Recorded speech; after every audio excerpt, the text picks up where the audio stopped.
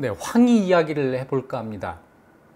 황희는 청백리의 대명사죠. 다들 청백리라고 하는데 과연 그럴까?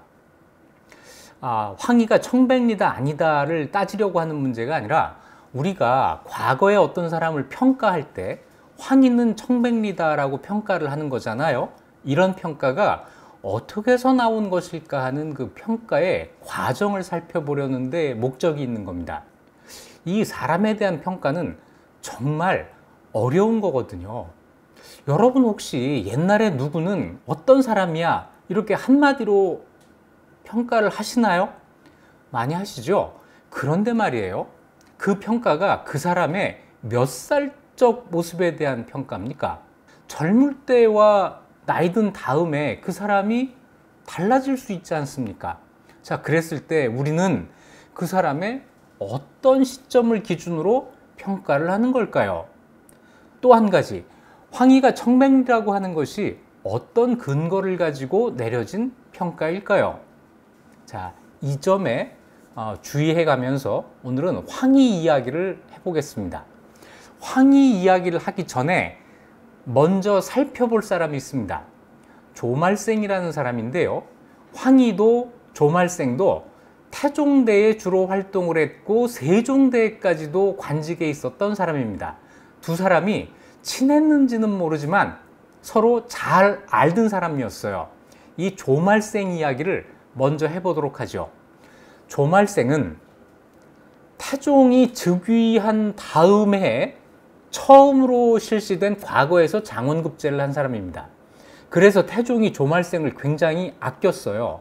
나하고 입사동기야. 내가 왕이 됐을 때 너는 과거에 장원급제에서 관직에 들어왔어. 그러니까 우리는 입사동기야.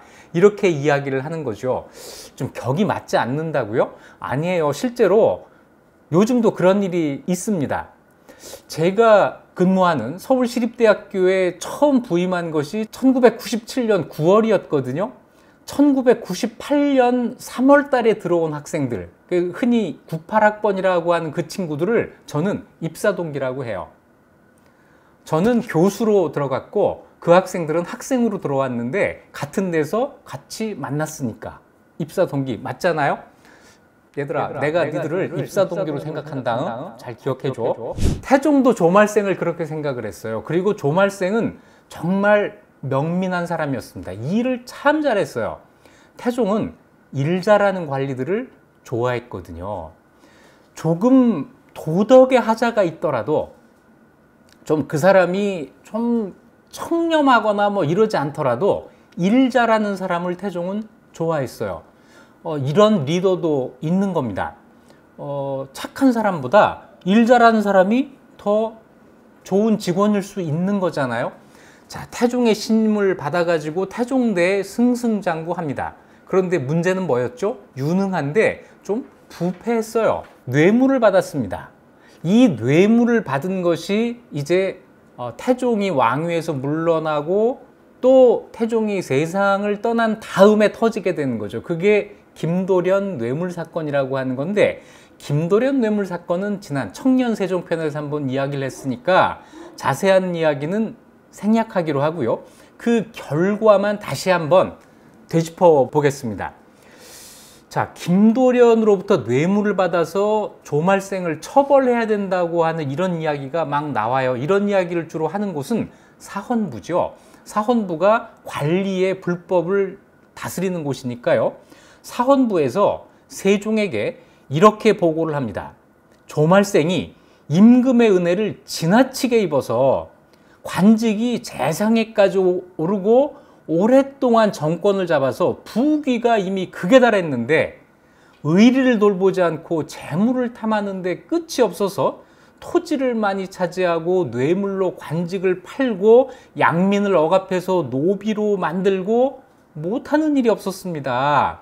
이래서 선비의 기풍을 더럽힌 것이 이보다 심한 것이 없었습니다. 탐관오리라는 거예요. 실제로 조말생은 그런 일을 했잖아요. 그래서 어떻게 처벌을 해야 되느냐면 그가 법을 어기고 토지와 노비를 뇌물로 받은 것, 이거를 따지면은 모두 780관인데 그 당시 화폐 가치예요. 법에 의하면 80관을 넘으면 교형입니다. 교수형이라는 거예요.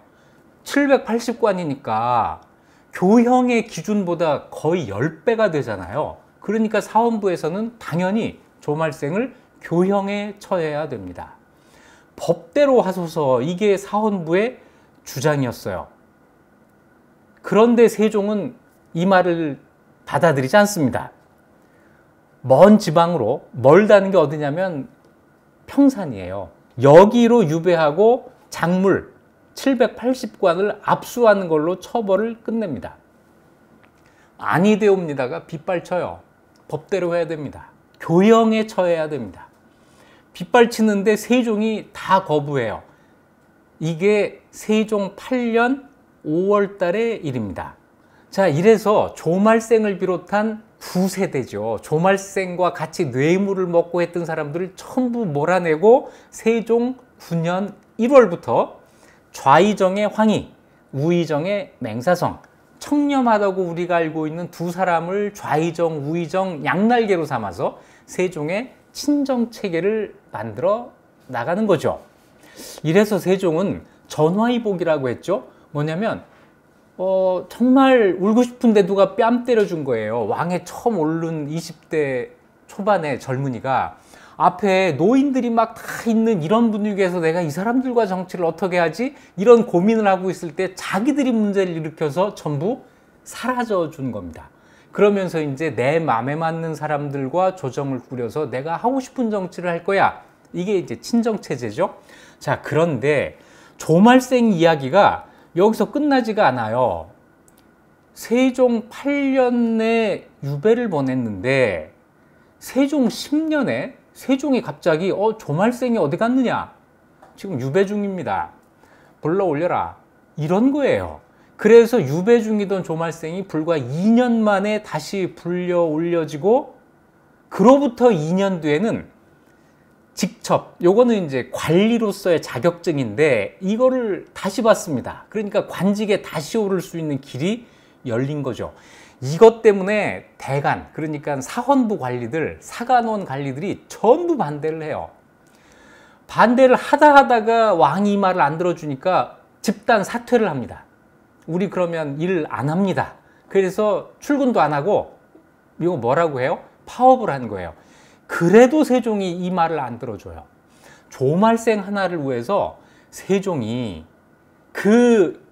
정말 만민의 기대를 받고 있던 세종이 조말생 하나를 구하기 위해서 대간들이 이렇게 강력하게 반대하는 것을 안 받아들인 거예요. 그리고는 조말생을 쓰기 시작합니다. 왜 조말생을 이렇게 불러들이고 관직에 다시 임명하려고 했을까? 여기서 그 의문이 풀려요. 그 시점에서 이 세종이 새로운 법을 만들려고 한 게 있습니다. 그게 나중에 완성되는 공법인데 세종은 이 법을 만들고 싶어 했어요. 그런데 이걸 같이 상의할 사람이 없었던 거예요. 이 상의를 누구랑 하느냐? 조말생 같은 사람들을 불러다 합니다. 왜 그랬을까요? 조말생은 비록 도덕성에는 하자가 있지만 일 하나는 확실하게 하는 사람이거든요. 그러니까 이 공법이라는 새로운 법을 만드는 게 어떨까라고 물어봤을 때 이거는 도덕적인 사람들한테만 물어보면 안 돼요. 그 사람들은 이게 하는 게 옳습니다, 옳지 않습니다, 이런 이야기를 주로 할 거지만 조말생은 그 새로운 법을 실시하게 되면 어떤 문제가 생길 것입니다, 어떤 이익이 생길 것입니다, 그 문제는 이렇게 하면 예방할 수 있습니다, 이럴 거잖아요. 일 잘하는 관리가 필요했던 거예요. 얼마 뒤에는 세종이 노비 종모법이라고 한 걸 만들어요.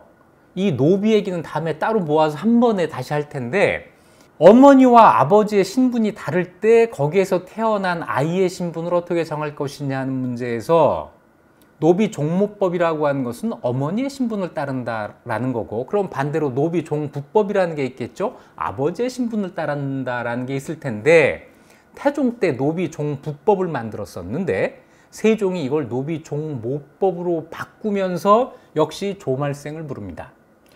왜 부르냐면 아버지가 노비 종부법을 만들었는데 왜 그러셨느냐? 내가 그때 그 옆에 있었으니 그 사정을 잘 알 것이 아니냐. 그래서 새로운 법을 만들기에 앞서서 내가 고치고자 하는 법이 왜 만들어졌는가를 알아야 했던 거죠. 그걸 가장 잘하는 사람이 누굴까? 바로 조말생이었던 거예요. 이렇게 세종은 자기 정치를 하면서 아버지 때에 있었던 일에 대한 자문, 이걸 받을 필요가 있으면 조말생을 부릅니다. 이렇게 부르다 보니까, 왕이 쓰다 보니까 관직도 줘야 될 거 아니에요. 그래서 동지중추원사라고 하는 아주 높은 관직을 줬더니 사헌부 사관에서 또 난리가 납니다. 어찌 그럴 수가 있겠습니까? 해가지고 똑같은 반대 의견을 무려 11번을 올려요. 올리면 왕이 안 된다. 똑같은 거 또 올리고 또 올리고 11번을 올리는데 세종이 끝내 자기 고집을 꺾지를 않아요. 그러면서 딱 한마디를 합니다. 말생은 선왕의 굿입니다. 조말생은 선왕, 아버지의 옛신하이다. 아버지에 대한 효도의 문제가 아니고 아버지 때의 일을 알려면 내가 이 사람이 필요해. 내가 필요한 사람을 쓰는 거니까 너희들은 더 이상 말하지 말아라, 이거예요. 이렇게 세종은 계속 쓰려고 하고 대관들은 계속 반대하고 누가 제일 괴로웠겠어요? 네, 조말생이 괴로워합니다. 아, 이게 도대체 난 이거 하고 싶은 일도 아닌데 나는 그냥 집에 가서 편히 그냥 살면 되는데 왜 자꾸 왕이 나를 못 살게 구는 거야 해가지고 조말생이 이번엔 사직을 해요. 저 좀 그만두게 해주세요. 그랬더니 왕이 안 돼. 왕이 안 된다고 하니까 이번엔 또 대관들이 전부 사직. 왕이 그것도 안 돼. 다 안 돼. 내 맘대로 해야 돼. 내가 시키는 대로 해야 돼. 해가지고 이게 10년, 20년을 가는 문제예요. 조말생 하나를 가지고 왕하고 대관들이 계속 줄다리기를 하는 겁니다. 조말생이 제가 나이가 너무 들어서 그만둬야겠어요. 세종이 안 돼. 그때 무려 69살이거든요. 그런데 69살에 제가 이제 곧 이른이 되니 그만둬야겠습니다. 안 돼. 거의 세종은 조말생에게는 너는 계속 일하는 걸로 그 죗값을 갚아야 돼. 거의 이런 식이에요. 그러다가 78살에 세상을 떠나면서 비로소 이 일의 짐을 벗어날 수가 있었습니다. 그런데 이 조말생이 죽은 다음에 조말생에 대한 평가가 이래요. 옥의 티가 5점이 되어 끝내 국물을 맞지 못했다. 이건 무슨 얘기냐면 관직에 비교적 높은 관직엔 계속 있었지만 정승, 그러니까 영의정, 좌의정, 우의정 이런 거는 못 됐다는 거예요. 그러니까 세종도 거기까지는 인정을 한 거죠. 이 사람은 그런 정승이 될 제목은 아니야. 하지만 내가 필요해. 그러니까 사람들을 그렇게 달래가면서 혼내가면서라도 나는 이 사람을 써야 돼. 이게 세종의 인사 스타일이에요. 그 사람의 능력만 본다. 내가 필요한 사람은 어떻게 해서든지 쓴다. 세종대의 수많은 성과가 날 수 있는 비결은 바로 이거예요. 사람을 가리지 않고 능력만 본다는 거죠. 그리고 그 능력에 맞게만 쓴다는 거예요. 절대로 이 사람을 다른 일을 시키지는 않습니다. 아주 재밌는 리더십이죠. 자, 그런데 시간이 지나면서 말이에요. 조말생이 처음에는 자기 죄를 인정을 했어요. 그래서 유배도 간 거고 다 이걸 받아들인 거 아닙니까? 그런데 시간이 이 죄를 묽게 해줘요. 그 시간이 100년, 200년도 아닙니다. 불과 15년 정도 지난 다음부터는 조말생이 딴소리를 하기 시작해요. 조말생을 계속 세종이 두둔을 하고 있는 이런 상황에서 이제 문제가 어디서 터지냐면 조말생의 아들한테서 터져요. 조말생 아들이 이제 요직에 올라가려고 하는데 그게 이제 사헌부 관직에 올라가려고 하니까 사헌부 관리들이 전부 반대를 합니다. 제가 어떤 애인지는 관계없고 제 아버지가 안 되는 사람이에요. 집안이 깨끗하지가 않습니다. 저런 사람은 절대로 사헌부 관리를 시키면 안 됩니다. 이게 연좌이기도 한데 또 그 당시에는 집안이 깨끗한 것까지 봐가면서 사원부 관리를 뽑았던 이런 전통이 있었으니까 능히 할 수 있는 얘기예요. 아들 앞길이 막혀서 그랬을까요? 조말생이 이런 말을 합니다. 내가 병우년 봄에, 그게 세종 8년이 뇌물 사건이 크게 일어났을 때거든요. 노비로 인한 한 가지 일 때문에 처벌을 받아서 유배되었는데, 그때 사헌부 관리들이 본래 나에게 감정을 끼고 나를 원망하는 집에다 비밀히 사주해서 애써 심각하게 죄를 만들어 꾸민 것입니다. 이거는 완전히 새빨간 거짓말이에요. 15년 전에 자기가 했던 그 일을 15년 후에 다른 말로 이거 저 사람들이 나를 모함한 거예요 라고 하는 거예요. 15년이면 그렇게 긴 시간도 아닙니다. 15년 전의 일을 아는 사람들이 다 살아있을 이 상황에서도 조말생은 이런 이야기를 해요. 그래서 사헌부에서 그 병우년에 제게 묻지도 않고 법을 어겨가면서 일을 꾸며 만든 죄에 의해서 내 아들의 앞길을 막고 있으니 늙음하게 심정이 심히 박절합니다. 이렇게 호소를 하거든요. 눈물을 흘렸을지도 몰라요. 이런 눈물을 우리는 악어의 눈물이라고 하는 거죠. 그런데 여러분은 15년 전에 일을 기억하세요? 자, 그 조말생과 같은 시대를 산 사람이 바로 황희입니다. 황희는 그냥 황희라고 안 해요. 황희정승이라고 하죠. 왜 황희정승이라고 하냐면요. 이분이 무려 90살까지 사세요. 90살까지 사는데 정승, 그러니까 우의정, 좌의정, 영의정, 요걸 정승이라고 하잖아요.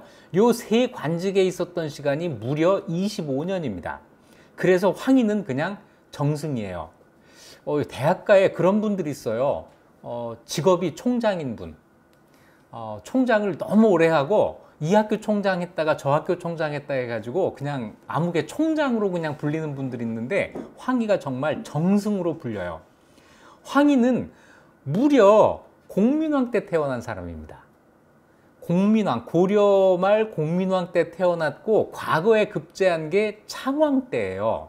그러니까 고려가 망하지 않았으면 아마 고려에서 출세할 사람이었는데 고려가 망했어요. 그리고 과거 급제한 뒤에 무려 62년 동안이나 관직 생활을 하면서 왕을 몇 명을 모시느냐면 창왕, 공양왕, 조선의 태조, 정종, 태종, 세종, 그리고 문종 때 돌아가시니까 무려 7왕을 모신 그냥 고려 말 조선 초의 산 역사입니다. 그래서 황희의 일생을 쭉 보면 고려 말 조선 초의 역사 공부를 다 하게 되는 신비로운 이력을 갖고 있어요. 황희의 능력을 가장 먼저 알아본 국왕은 태종이었습니다. 태종은 다른 건 몰라도 능력 있는 사람을 알아보는 이 능력이 뛰어났어요. 그렇게 바람직한, 옳은 이런 왕은 아니었지만 적어도 일 잘하는 사람은 잘 알아보는 왕, 이런 왕이었죠. 자, 황희가 태종 때에 아주 순탄하게 관직 생활을 하는데 이 세상에 쉽기만 한 게 어디 있겠습니까? 아주 강력한 라이벌이 있었습니다. 라이벌이라고 하기엔 좀 그런데 누구냐면 하륜이라는 사람이에요. 태조에게 정도전이 있다면 태종에게는 하륜이 있습니다. 그 정도로 이 태종대에 아주 총애를 받으면서 막강한 권력을 행사한 사람이 바로 하륜인데, 하륜과 사사건건 부딪힌 사람이 바로 황희예요. 나이 차이가 거의 한 15살 이상 나는데 하륜이 더 위예요. 그런데 황희가 하륜에게 굴복하지 않고 하륜과 대립을 합니다. 그러니 왕이 아무리 신임한다 하더라도 태종대의 황희의 그 관직 생활은 순탄하지만은 않았을 거예요. 그러다가 아주 큰 어려움이 닥쳐오는데, 그거는 그 시대를 살았던 고위 관료라면 누구도 피해가지 못하는 덫 같은 거였죠. 양녕대군 문제가 터집니다. 양녕대군이 도무지 이 세자로서의 어떤 능력, 자격 이런 걸 보여주지 못했을 때 이 사람을 폐위해야겠다는 이야기가 막 나오는데, 황희는 드러내놓고 양령을 용서해야 됩니다. 그대로 세자로 두어야 합니다. 이런 주장을 했어요. 황희는 나중에 그 노년의 황희를 이제 보시면 알겠지만 굉장히 관대한 사람이었습니다. 다른 사람을 믿었고 아마 이 세자, 양령이 그대로 두면은 점차 좋아질 것이다라는 믿음을 정말로 가지고 있었을 거예요. 그런데 이런 모습이 태종에게는 어떻게 비쳤느냐면 보신을 한다. 양령을 두둔하면서 앞날을 도모하는 거 아니냐, 이렇게도 보였던 거죠. 충분히 그렇게도 볼 수 있었겠죠. 그래서 황희에 대해서 이런 표현을 했어요. 황희는 중립, 가운데 서서 일이 되어가는 꼴을 보고만 있는다. 그러니까 적극적으로 나서서 자기 주장을 하는 게 아니라 한 걸음 뒤로 물러서서 일이 진행되는 걸 보고만 있는다. 이거 책임을 면하려고만 하는 거 아니야? 태종은 이렇게 본 거예요. 그래서 황희를 내쫓습니다. 황희를 파직시키고 유배를 보내고 이랬는데, 나중에 태종이 그게 너무했나? 이걸 뉘우쳐요. 그래서 세종에게 왕위를 물려준 다음에 황희를 세종에게 거의 소개를 해주면서 지금 생각하니 황희는 죄가 없다 하면서 이제 이걸 세종한테, 황희를 세종한테 인계를 한 거예요. 세종은 이제 아버지가 총애하는, 믿는 사람 한 사람을 자기가 이제 떠안게 된 거죠. 이러면서부터 이제 세종이 황희를 보는 눈이 각별할 수밖에 없었죠. 그래서 세종 7년에 대사원으로 복귀가 되고, 다음 해에 우의정, 다음 해에 좌의정, 4년 뒤에 영의정, 이렇게 승승장구하면서 무려 23년 동안 정승 자리를 지키게 됩니다. 23년의 정승, 그 가운데 18년은 영의정이에요. 황희정승이란 말이 이래서 나오는 건데, 황희가 좌의정이 된, 그러니까 이 조말생을 내치고 세종이 친정체제를 구축한 바로 그 해, 그게 세종 9년이거든요. 여기에 뜻밖의 사건이 벌어집니다. 서달이라고 하는 황희의 사위예요. 서달이라고 하는 사람이 살인사건을 일으키는데, 이걸 뒤처리, 수습하는 과정에서 황희가 문제가 돼요. 자, 이런 이야기입니다. 서달이 자기 어머니를 모시고 이제 그 지방으로 갔어요. 어디로 갔냐면 신창현입니다. 지금 아마 이게 아산 이 일대예요. 가다가 길에 가던 아전이 제대로 인사를 안 했다고 해가지고 이걸 괘씸하게 여겨서 종을 시켜서 저놈 잡아와라 그래요. 그랬더니 이 아전이 도망갑니다. 그러니까는 옆에 있던 아무 아전을 또 붙잡아가지고 저놈이 어디로 간 건지 대라고 해가지고 때렸어요. 그랬더니 누구신데, 도대체 뉘신데 아무 이유도 없이 아전을 이렇게 묶어놓고 때리느냐. 그러니까 종들이 더 때렸어요. 그러니까 이 아전의 입장에서는, 이 동네에서는 내가 대장인데 갑자기 누가 와가지고 막 나를 막 때리고 그러니까 얼마나 놀랬겠어요. 그래서 말을 제대로 못합니다. 말을 제대로 못하니까는 서달이 이놈이 일부러 술 취한 척 하는구나 그래가지고 더 때렸어요. 죽습니다. 아무 관직이 없는 사람이 지방에서 아무 이유도 없이 아전을 때려 죽인 거니까 이건 문제가 되죠. 그래서 이제 이게 이 아전 집에서 이걸 고소를 합니다. 고소해요. 충청 감사한테. 이게 충청도니까 고소를 해서 이걸 사건대로 그대로 조사를 해서 서달이 살인을 했다고 조서를 작성해서 이제 중앙에 보고를 해요.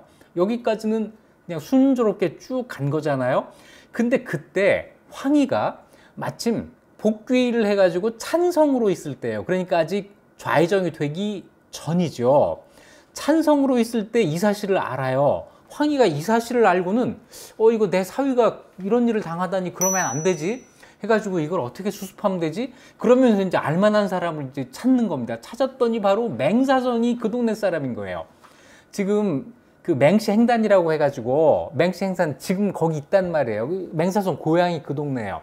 그래서 황희가 자기가 평소 친하게 지내던 맹사성한테 내 사위가 거기서 좀 큰일을 벌였는데 이거 어떻게 좀 수습해 주시오 이렇게 부탁을 하니까 맹사성이 또 글쎄 우리가 알고 있는 맹사성이라면 아니대요. 법은 법이고 이건 이거고 이렇게 해야 되는데 그래요 하면서 이제 맹사성이 나서요. 그래서 죽은 그 아전의 형을 불러가지고 화해해라.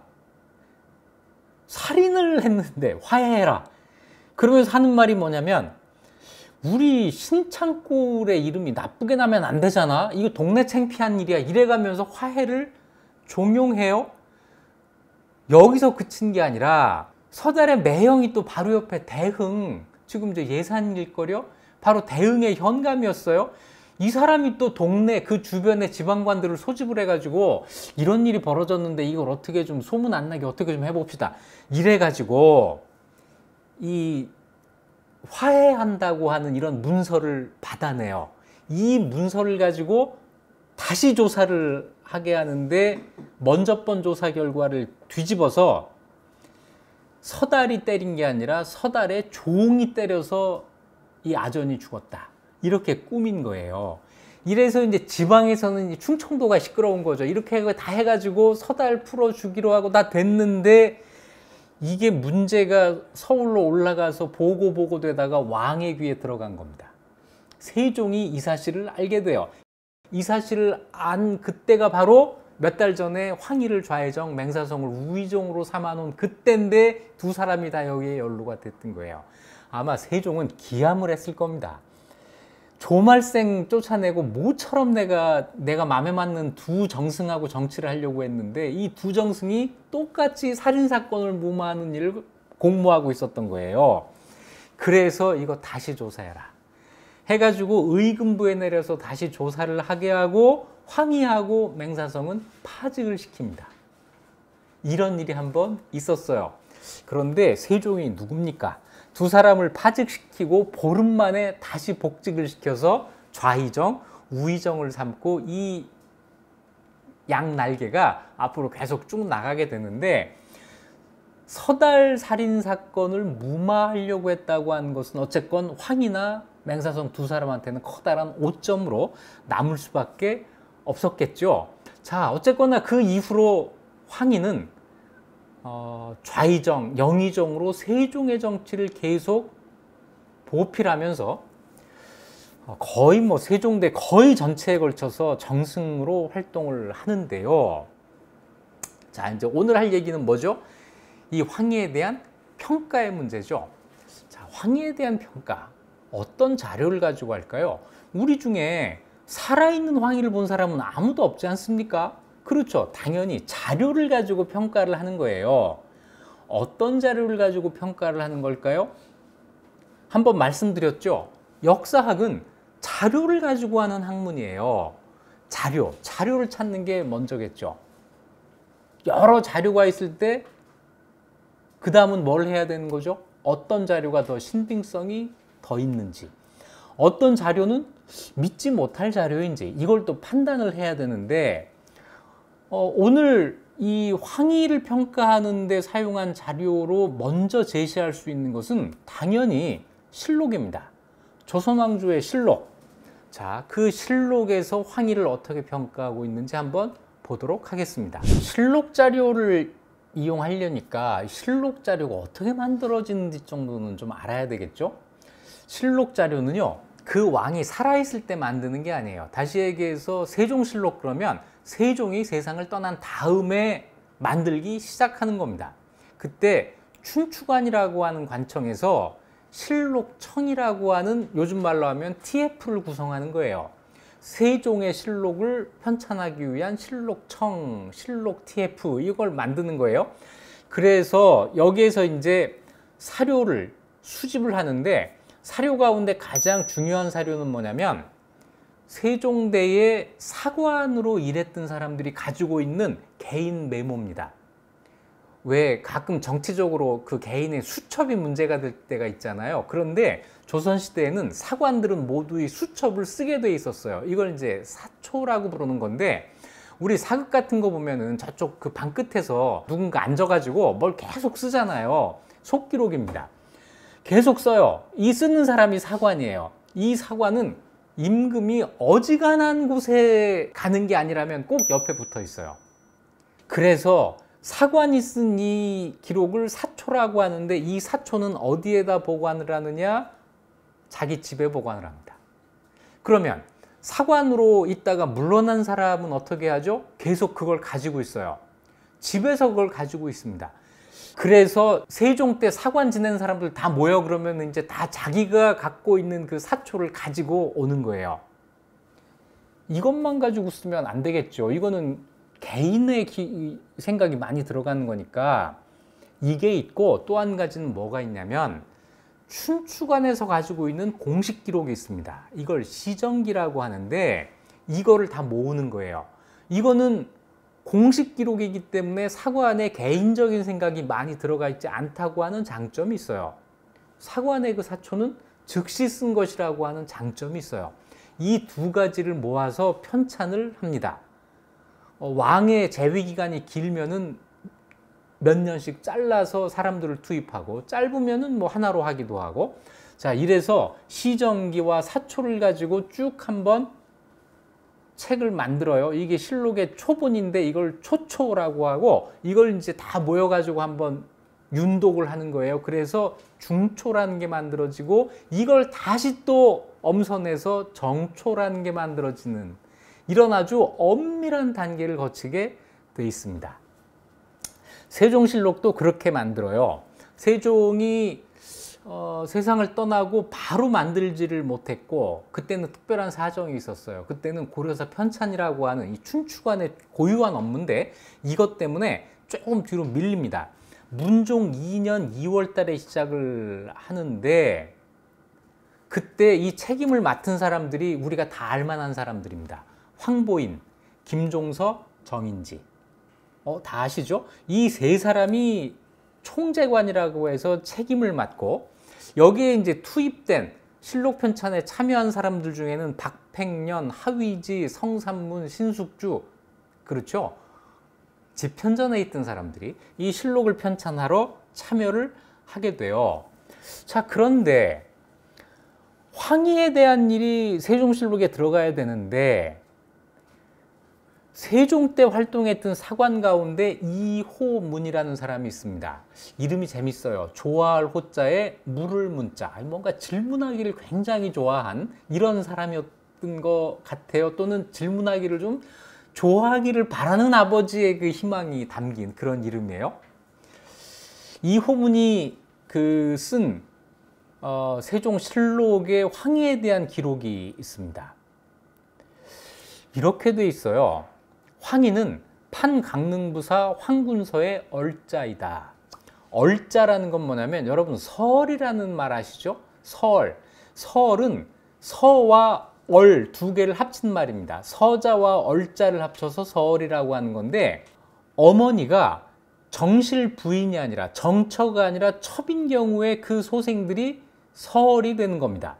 그런데 그 첩의 신분이 양인이면 서자가 되고, 첩의 신분이 천민이면 얼자가 되는 거예요. 여기에서 황희가 얼자라고 한 건 뭐냐면, 황군서는 관리니까 양반이죠. 그 어머니가 천민이었다라고 이야기를 한 겁니다. 그걸 드러낸 거예요. 자, 이호문은 황희의 그 출신을 이렇게 드러냅니다. 이게 첫 번째. 두 번째는 김익정이라는 사람과 잇따라 대사원이 되어서, 그러니까 김익정이 대사원 지내고 그 다음에 황희가 대사원을 지내서 중서루라는 사람으로부터 금을 받았으므로 당시 사람들이 황금대사원이라고 했다. 대사원이 되어서 이 스님한테서 뇌물을 받았어요. 이런 이야기를 여기다 써놓은 거예요. 세상이 참 좁죠. 이 서루가 누구냐면 조말생의 형이에요. 그 집안은 참 형이나 동생이나 뇌물 주고받고. 이게 두 번째. 세 번째는 더 해요. 이건 예의가 좀 긴데 그냥 재밌으니까 들으실만 해요. 박포라고 하는 사람이 있는데 이 사람이 이제 그 난신으로 지목된 사람이에요. 난신 박포의 아내가 죽산현에 살면서, 죽산현이 저 안성이에요. 1죽, 2죽, 3죽 하는 게 이 죽산을 1, 2, 3으로 쪼개놓은 겁니다. 여기 살면서 자기 종과 간통한 것을 우두머리종이 알게 되자 그 우두머리종을 죽여서 연못에 빠뜨렸는데 살인사건이 난 겁니다. 며칠 만에 시체가 연못에서 뜨니 누구인지 알 수가 없었다. 물속에 너무 오래 있었던 거예요. 그러니까 그 지방관이 시체를 거만하고 이게 누구야 하고 이제 수사를 들어오니까 박포의 아내가 정상이 드러날까 봐 두려워해서 서울로 도망쳐서 황희의 집으로 숨어요. 박포의 아내가 황희를 미리 알았는지는 여긴 밝혀져 있지 않은데 중요한 건 그게 아니라 그 다음 얘기입니다. 황희의 집 마당에 있는 토굴 속에서 여러 해 동안을 살았는데 황희가 이때 간통을 했다는 거예요.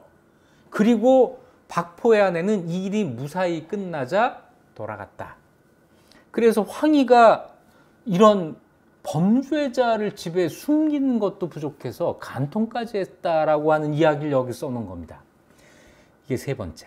네 번째는 황희가 장인 양진에게서 노비를 물려받은 것이 단지 3구, 노비를 장인에게서 딱 3명을 상속을 받은 거예요.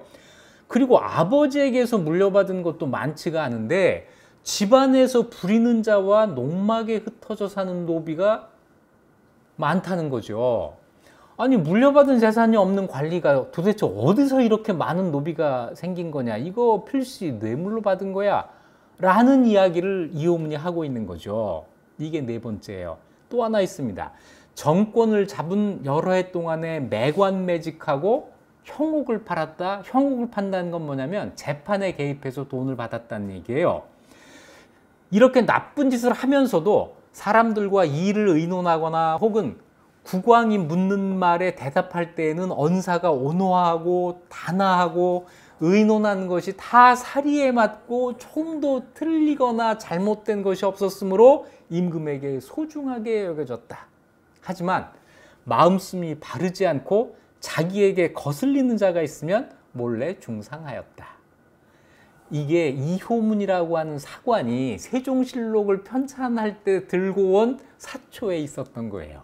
이호문의 이 기록은 세종 10년 6월 25일 날 기록이 돼 있어요. 왜냐하면 그날 황희가 사직을 했거든요. 그 사직 기록에 뒤이어서 이 이호문의 기록이 실리게 되는 건데, 황희가 왜 사직을 해야 됐는가 하는 그 사건은 이거보다 열흘 앞에 6월 14일에 일어납니다.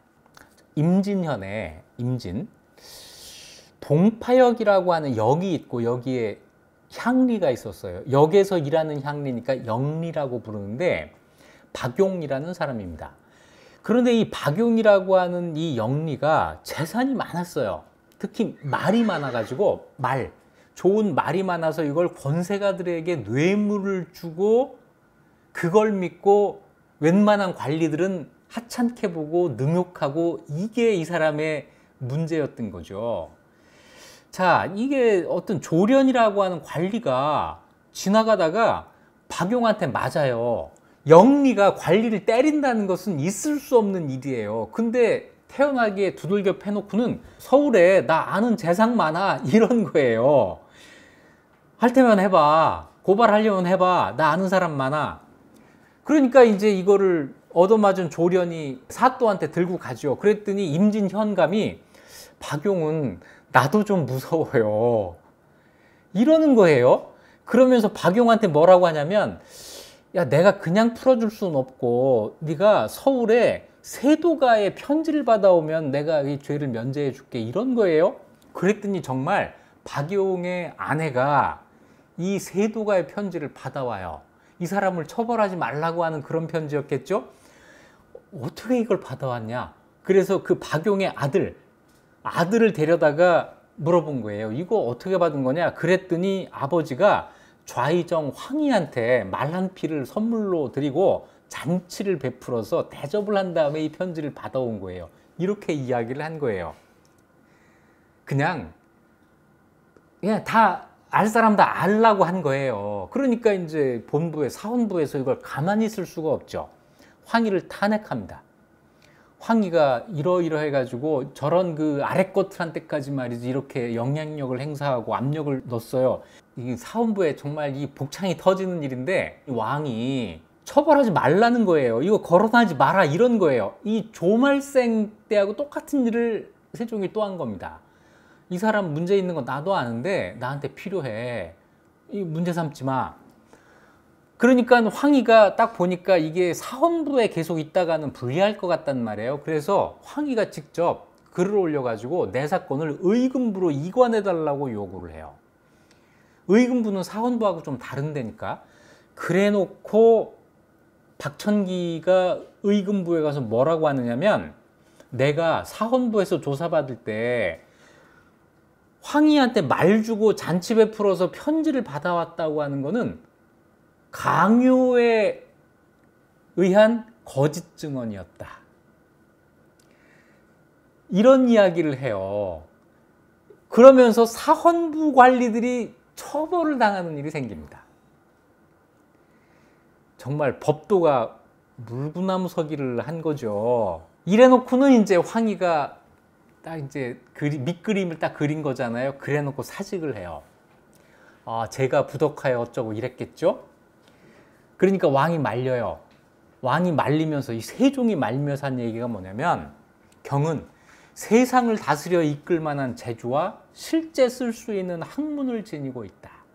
이건 정말 세종의 진심이에요. 세종은 황희를 이렇게 보고 있었어요. 이 사람은 실제 쓸 수 있는 학문이 있는 사람이야. 옳다 그르다 따지지 않고 어느 것이 더 잘 되는 거냐를 따지는 사람이야. 세종은 황희한테서 이걸 본 거예요. 그러면서 경은 아버님이 신임하셨고 또 내가 의지하고 신뢰하는 사람이다. 조정에 의심나는 일 있으면 곧 경에게 물어보면 바로 대답을 해주었고 정치와 형벌을 의논할 때면 경은 곧 저울추. 저울추가 이제 균형을 잡는다는 얘기잖아요. 이걸 잘 잡아주어서 그때그때의 모든 시책이 경의 보필에 의지했다. 경이 떠나면 어떻게 하느냐 해가지고 세종이 이 사람을 붙잡아요. 이런 일이 있는 그 기록 아래에 이 호문에 세종에 대한 그 부정적인 평가가 들어가 있는 겁니다.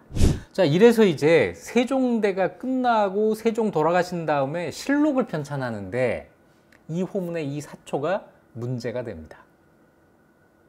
그 대화가 실록에 그대로 실려 있어요.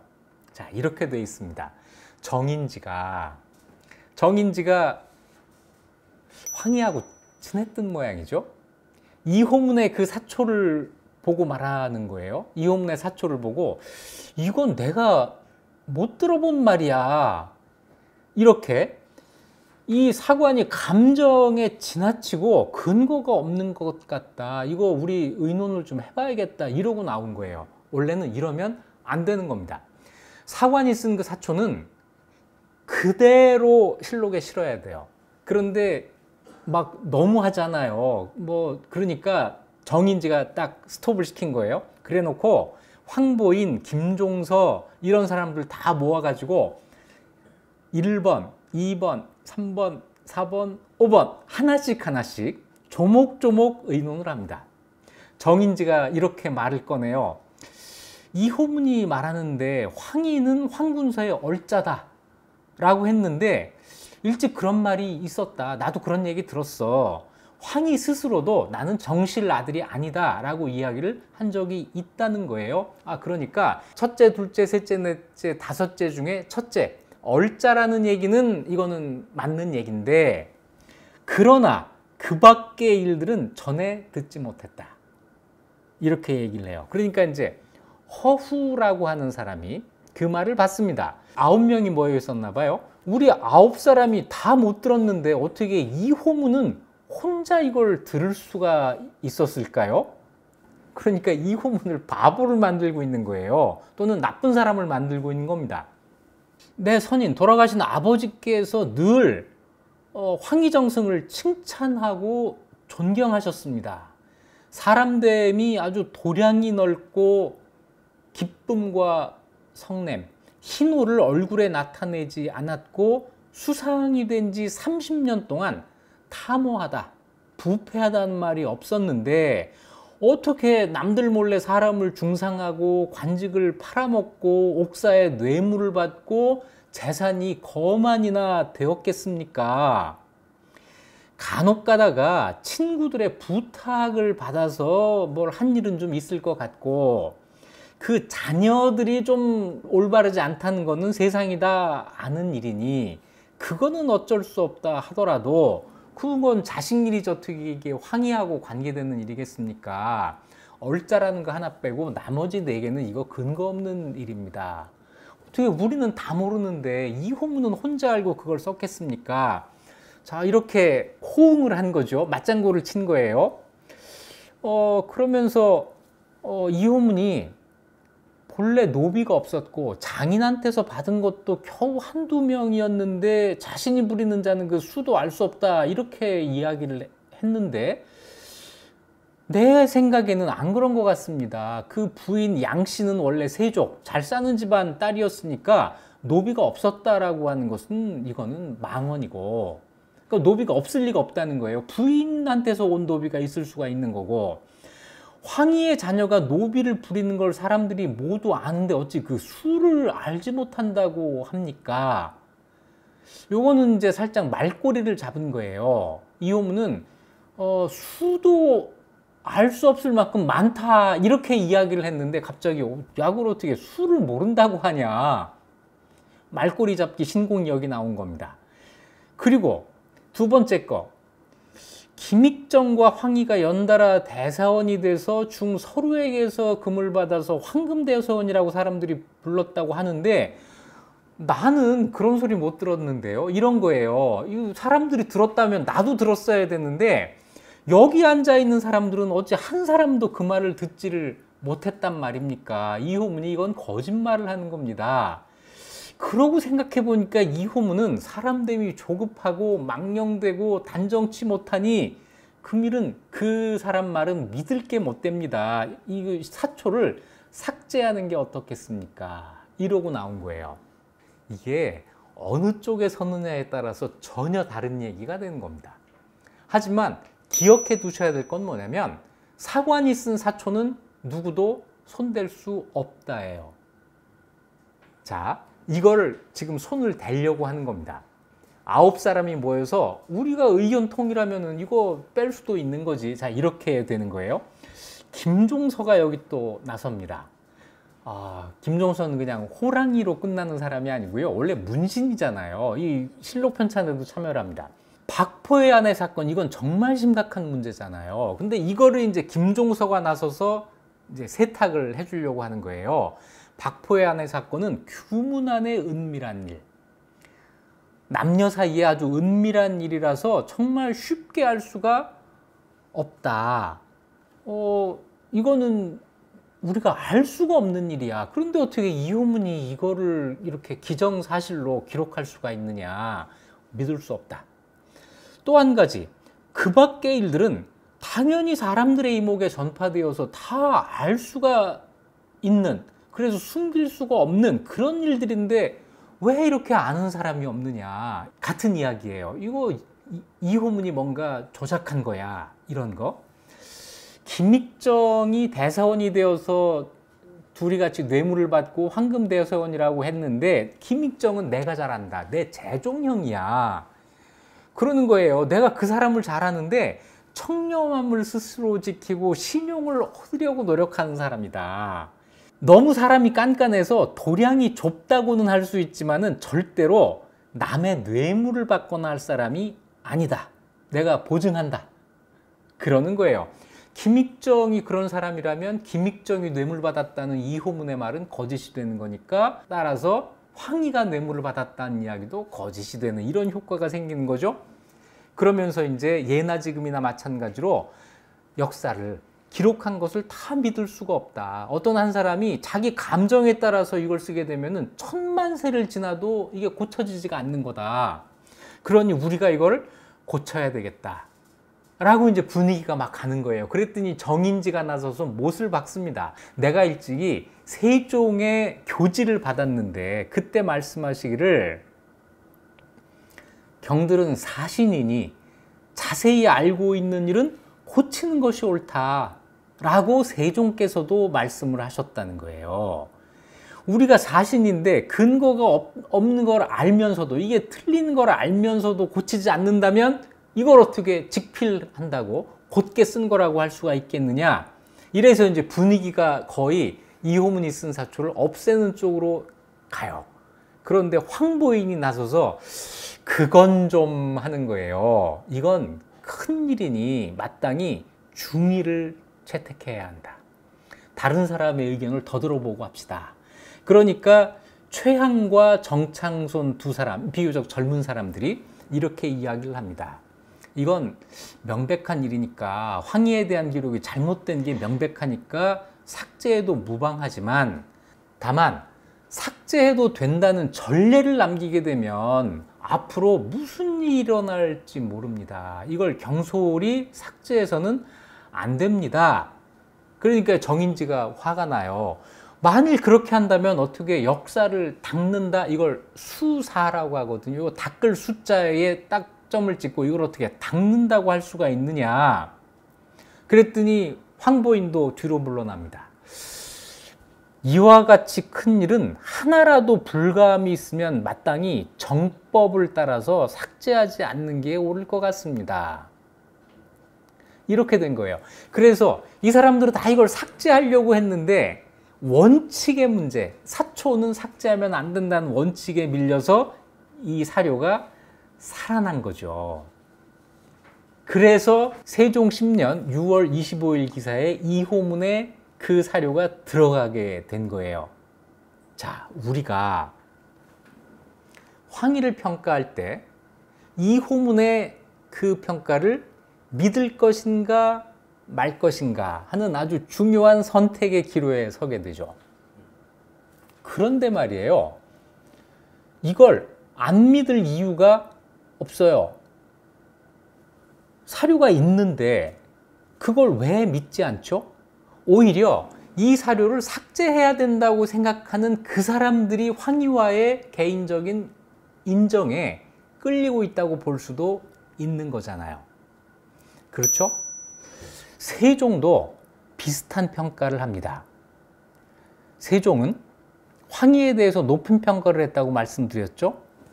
세종이 근래의 재상들 가운데서는 황희가 제일이다, 이런 이야기를 해요. 대신들 가운데 황희만한 사람이 없다. 지금까지 대신들을 말하자면 하륜, 박은, 이원 세 사람과 비교할 수 있는데 이 세 사람은 모두 재물을 탐한다는 말을 들었다.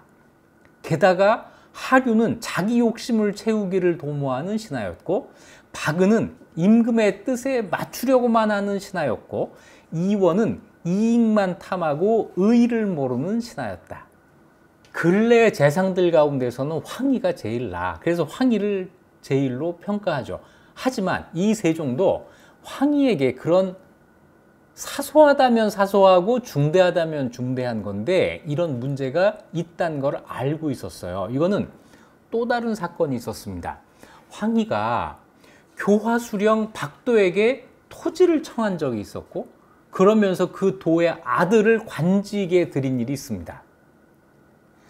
자, 이것 때문에 또 한 번 대간들이 난리가 나죠. 이 정승의 불법행위라고 하는 것은 조선에서는 절대로 용납을 안 하는 일이에요. 그랬더니 세종이 이런 말을 합니다. 그러나 이미 의정대신, 이미 정승이 아니냐, 또 태종께서 신임하던 신하인데 어떻게 이런 사소한 일로 내가 이 사람을 쫓아버리겠느냐. 태종께서 황희의 제주를 사랑하시고 아끼시기를 지극히 하셨으니 내가 어찌 신진한 간신, 뭐냐면 새로 막 올라온 그런 신하의 말을 따라서 갑자기 이 사람을 쫓아낼 수가 있느냐. 희의, 황희의 과실이 기록에 실려 있는 것도 내가 이미 봤다. 황희에게 어떤 문제가 있다는 것을 세종은 알고 있었던 거예요. 하지만 이 사람은 내가 써야겠다. 이거거든요. 이런 분위기이기 때문에 이호문이 이 황희에 대해서 평가한 것이 완전히 거짓이었다라고 보기는 어렵다는 것이죠. 그래서 황희에 대한 기록을 이제 사관들, 실록을 편찬하는 사람들이 이제 의논을 하고 이호문의 그 사초는 그대로 싣기로 하고 황희에 대한 종합적인 평가는 자기들끼리 따로 내게 됩니다. 이거를 이제 졸기라고 해요. 조선시대에 어떤 고위 관료가 세상을 떠나면 그 사람이 죽었다라고 하는 기록을 남기고 그 사람의 일대기를 간단하게 정리하고 그 사람에 대한 평가를 달아놓는 글이 있습니다. 이걸 졸기라고 하는데 황희의 졸기는 문종실록에 실리게 됩니다. 다 읽기는 좀 길고요. 좀 부분 읽어보면 이래요. 세종이 중년 이후에 새로운 제도를 많이 제정하자 황희가 반대를 합니다. 조상들의 옛 제도를 경솔하게 고쳐서는 안 된다. 이 이유였어요. 그래서 혼자 반대하는 의논을 많이 올렸으니 세종이 황희의 말을 다 따르지는 않았지만 그 중에 몇 개는 받아들여서 중지한 것이 많이 있었다. 제 생각에는요, 세종에게 황희란 브레이크 같은 존재예요. 세종은 계속 앞으로 간 왕입니다. 자기가 목표를 하나 정해놓으면 이 목표를 향해서 주변을 안 돌아보고 계속 직진을 한 사람이에요. 누군가가 브레이크를 밟아가면서 속도 조절을 해주고 옆을 보도록 해주고 이 역할을 누군가가 해줘야 되는데 굉장히 중요한 역할이죠. 이걸 황희가 한 거예요. 그래서 황희에 대해서 세종이 그렇게 어떤 고마운 그런 생각을 한 거죠. 보필을 정말 잘한다. 이 얘기를 한 겁니다. 그래서 옛날 대신의 풍도, 정말 옛날에 그 왕을 이렇게 옆에서 보조한 게 아니라 왕을 우위에서 보조해주는 이런 대신의 풍도가 있었다는 거죠. 그리고 아주 관대한 사람이에요. 누구에게 형벌을 어떻게 내릴까 의논할 때는 언제나 관용하는 쪽으로, 형벌을 덜 주는 쪽으로 주장을 해서 사람들에게 차라리 형벌을 가볍게 해서 실수할지언정 억울한 형벌을 내릴 수는 없다. 계속 이런 이야기를 했다는 거죠. 다시 얘기해서 황희는 주변 사람들에게 굉장히 존경을 받을 만한 사람이에요. 게다가 이런 신통력이 있었습니다. 늙어서도 손에서 책을 놓지 않았다. 옛날 사람들이 책을 몇 살 때까지 볼 수 있었을 것 같아요? 40대 이후에 노안오고 하면은 안경도 없을 때니까 책 보기 어렵잖아요. 늙어서까지 책을 놓지 않았다는 건 독서를 계속 했다는 건데 아주 신통한 방법이 있었습니다. 지금 해도 통할까요? 아주 신통한 시력 보호 방법. 항상 한쪽 눈을 번갈아 감아 시력을 길렀다. 이거 증명된 방법이에요. 한번 해보세요. 이렇게. 그러면서 이 시력을 이제 기르는 거예요. 그러면서 이제 잔글자도 읽기를 꺼리지 않았기 때문에 독서를 할 수 있었다는 거죠. 재상이 된 지 24년 동안 전국에서 모두 우러러 바라보며 모두 어진재상이라고 했고, 늙어서도 기력이 강건하여 홍한 백발을 바라보면 신선과 같았다. 이게 이제 황희의 모습이죠. 그런데 실록의 졸기에 역시 단점도 빠뜨리지 않고 기록해 놓습니다. 그러나 성품이 지나치게 관대하고, 이건 뭐냐면 다른 사람의 부탁을 거절을 못했다는 얘기예요. 제가 집안을 다스리는데 단점이 있었으며 청렴한 지조가 모자라서 정권을 오랫동안 잡고 있으면서 청렴하지 못하다는 비난이 있었다. 요약하면 가장 중요한 거, 황희에게서 가장 중요한 게 뭐냐면 대신의 풍모. 국왕을 보조하는 대신은 모름지기 이래야 돼 라고 하는 이 모습을 황희가 보여준 거예요. 그래서 조선시대 내내 대신은 황희 같아야 돼, 이런 이야기가 계속 나오는 겁니다. 중요한 건 청렴에서가 아니에요. 국왕에게 대신이 어떤 역할을 해야 되는가 하는 것을 보여줬기 때문에 그런 거죠. 그리고 그 역할이 세종하고 너무 잘 맞은 거예요. 세종에게는 반드시 필요한 조력자. 아마 다른 왕이었으면 이런 대신을 필요로 하지 않았을 텐데 세종이기 때문에, 그래서 세종이 있어서 황희가 있고 황희가 있어서 세종이 있고 이렇게 볼 수가 있는 거죠. 단점이 있었습니다. 단점이 있어요. 지나치게 관대하고 제가의 단점이 있었고 청렴하지 못하고 이런 단점이 있었습니다. 이걸 당대에 황희와 같이 살았던 사람들은 다 알고 있었고 이걸 기록에 다 남긴 거죠. 이게 황희의 본래 모습이라고 저는 생각해요. 그런데 시간이 지나면서 황희에 대한 평가가 조금씩 달라지기 시작합니다. 황희가 살아있을 때 없던 이야기가 사후에 만들어진 거예요. 그것도 바로가 아닙니다. 성종 때, 제가 실록에서 찾아보기로는 이것이 처음인 것 같아요. 성종 8년 1477년에 이칙이라고 하는 사람이 왕에게 이런 말을 합니다. 세종조의 황희는 정승 노릇을 30년간 했지만 가산을 돌보지 않아 집이 텅 비었습니다. 여기에서 청백리라고 하는 이 모습이 처음 등장한 거예요. 당대에는 황희가 살아있을 때는 나오지 않던 이야기가 사후에 이렇게 나오는 거죠. 이칙이 이 말을 한 이유는 그 다음에 있어요. 지금은 종실 재상들이 사는 집을 사치스럽게 할 뿐 아니라 강가에 정자를 지어놓고 놀며 잔치하는 장소로 삼습니다. 대신들이 나란 일 걱정하지 않고 놀고 잔치하기를 일삼으니 이게 옳겠습니까? 옛날 황희처럼 해야 됩니다라고 해가지고 없던 황희가 소환돼서 새롭게 만들어진 거예요. 이러면서 조금씩 가난한 황희, 가난한 정승 뭐 이런 얘기가 나오다가 아주 본격적으로 이 말이 나온 것은 임진왜란이 지나고 한참 지나서 1686년 숙종 때 일입니다. 이때는요, 우리가 세종 때를 모르는 것만큼 세종 때를 몰라요. 우리는 지금 실록이라도 이렇게 다 볼 수 있지만 이때 이 사람들은 실록도 제대로 못 볼 때입니다. 소문으로 황희에 대한 이야기가 이렇게 눈덩이처럼 커져서 조선 후기까지 간 거죠. 우의정 이단하가 왕에게 이야기를 하는 대목입니다. 세종께서 민간에 사치스러운 풍조가 있음을 걱정해서 황희에게 말씀하시니 황희가 신이 곧 고치도록 하겠습니다 라고 하고는 다음에 왕을 만나러 왔는데 굵은 배로 옷을 입고 왔다는 거예요. 이게 이제 가난한 사람의 옷이거든요. 이렇게 왔다는 거예요. 그러면서 왕한테 뭐라고 했냐면 신이 백관을 통솔하는 자로서 스스로 제가 먼저 이런 차림새를 했으니 백관들이 어찌 사치를 범하겠습니까? 이랬다는 거죠.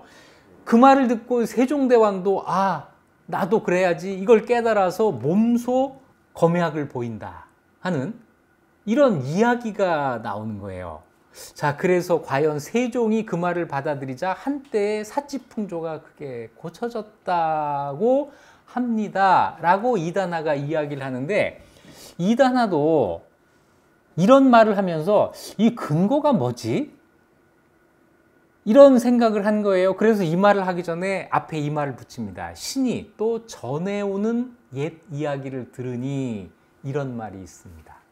다시 얘기해서 근거는 없지만 이런 말이 있습니다. 숙종 때 사람도 이게 근거 없다고 하는 걸 알고 있었던 거예요. 그런데 지금 우리는 왜 황희를 청백리라고 하는 걸까요? 자, 역사학은 기록의 학문입니다. 그렇다면 황희가 청백리라고 하는 기록이 있나요? 네, 있습니다. 황희가 청백리라는 얘기가 전고대방이라고 하는 책에 나온다. 이렇게 알고 계신 분들이 아마 있을 겁니다. 전고대방에 조선의 청백리 218명의 이름이 쭉 기록이 돼 있어요. 그런데 이 전고대방은 어떤 책이죠? 1924년에 강효석이라고 하는 분의 사찬입니다. 1924년. 황희가 살아있을 때까지 그 거리는 지금 우리하고 거의 비슷해요. 50보, 100보입니다. 지금 우리에게 없는 어떤 자료를 전고대방을 쓸 때 가지고 있었다면 모를까? 그것이 분명하지 않다면 이건 믿을 수 없는 기록이죠. 언제 기록이죠? 황희 당대의 기록인가요? 황희가 세상을 떠나고 몇백 년 뒤의 기록인가요? 네, 몇백 년 뒤의 기록입니다. 몇백 년 뒤에 이 사람들은 몇백 년 전의 황희에 대해서 어떻게 알 수가 있었을까요? 지금으로서는 근거 없는 생각이라고 밖에는 볼 수가 없는 거죠. 이래서 역사학은 기록의 학문이고 그래서 기록이 중요하지만 기록 가운데에서 어떤 기록이 중요하냐? 당대의 기록이 중요하다. 당대의 기록이라면 이호문의 사초 그리고 문종실록에 실려있는 황희의 졸기 이것이 중요한 기록이죠. 그 이후에 어떠한 지식도 이 기록에서 벗어날 수 없습니다. 벗어난 것이 있다면 새로 만들어진 것이고 그것은 믿을 것이 못 된다는 이야기죠. 물론 실록 이외에 다른 기록이 있어서 그것에 근거를 두고 만들어진 것이라면 인정. 하지만 그것이 없는데 만들어진 것이라면 인정할 수 없음. 이건 너무나 분명한 거 아니에요? 자, 황희가 청백리라는 사실을 나는 어떻게 알고 있을까? 이 물음에 한번 대답을 찾아보세요. 제가 보는 황희는 굉장히 훌륭한 재상입니다. 세종대에 그 모든 일을 하는데 황희는 세종을 정말 필요한 요소에서 도와주면서 그 수많은 업적이 가능하도록 만든 명재상이에요. 자, 이건 틀림없는 사실입니다. 물론 그런 평가가 정당하다는 거죠. 그렇게 평가할 수 있지만 적어도 황희가 청백리이기 때문에 훌륭하다. 이건 아니고요. 훌륭한 사람이기 때문에 청백리가 아닐 수가 없어. 이거는 한 걸음 더 나간 잘못이죠. 역사적인 인물에 대한 평가는 언제나 어렵습니다. 어떤 기록을 보느냐? 그 사람의 몇 살 때 이야기를 하는 거냐? 자, 나름대로 다 세상의 모든 인물에 대해서 평가를 하고 계시겠죠. 하지만 이런 평가를 하면서 저는 주의해야 될 점이 한 가지가 있다고 봅니다. 냉정하게 평가를 해야 되겠지만 그 냉정한 평가 이전에 반드시 해야 될 것. 수백 년이 지나서 평가의 대상이 되는 사람은 그 자체만으로도 훌륭한 사람이다. 생각해 보세요. 여러분이 알고 있는 2023년의 한국인 가운데 500년 뒤, 1000년 뒤에 사람들의 평가의 대상이 될 사람이 누가 있을지, 거꾸로 황희가 얼마나 어려운 일을 하고 있는 것인지.